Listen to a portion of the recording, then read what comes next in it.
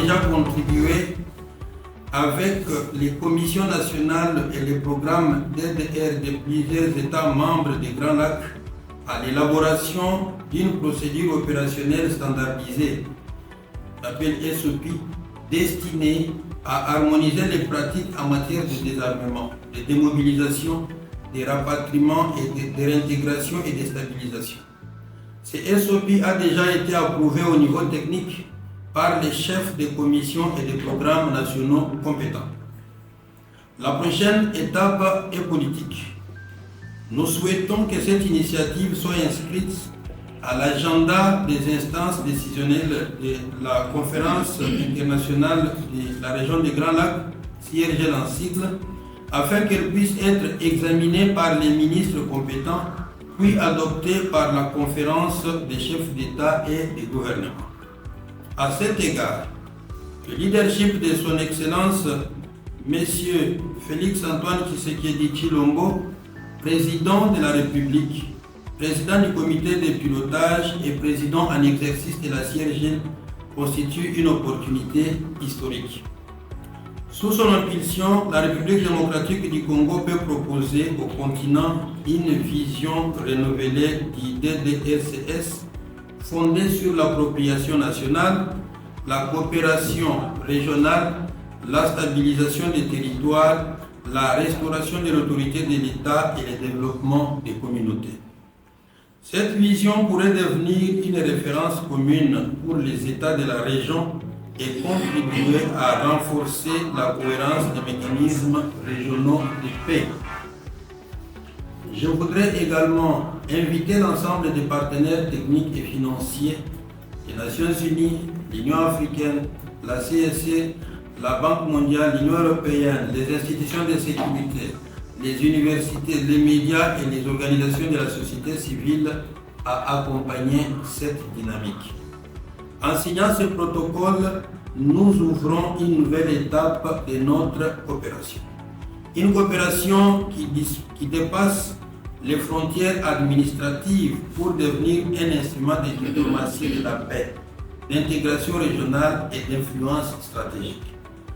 Je suis convaincu que grâce à votre engagement, votre leadership et engagement patriotique, et aussi à la mobilisation de tous nos partenaires, nous contribuerons à faire de la République démocratique du Congo non seulement un pays réconcilié avec lui-même, mais également un centre africain de référence en matière de paix, de stabilisation et de production des connaissances.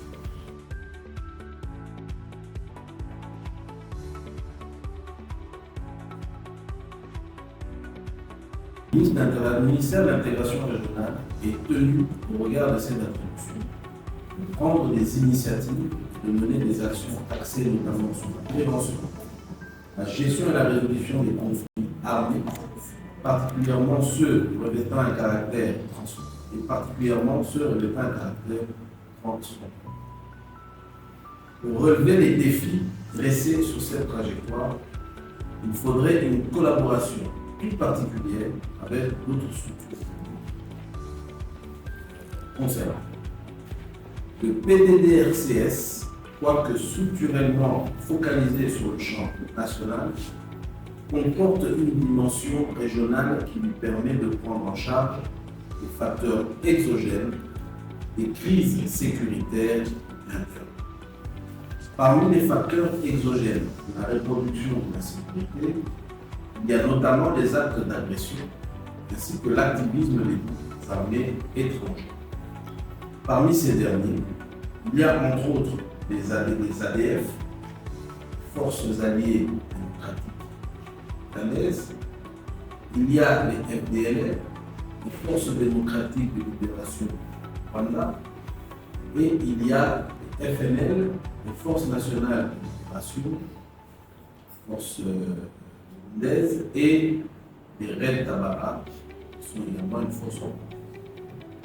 Pour remédier sans coercition à la situation des combattants des groupes armés et il s'impose une synergie entre mon ministère et le PDDRCS. Cette collaboration pouvant s'étendre à d'autres structures publiques vise à optimaliser la coordination des initiatives politiques et des actions en vue de la pacification et de la stabilisation des zones africaines.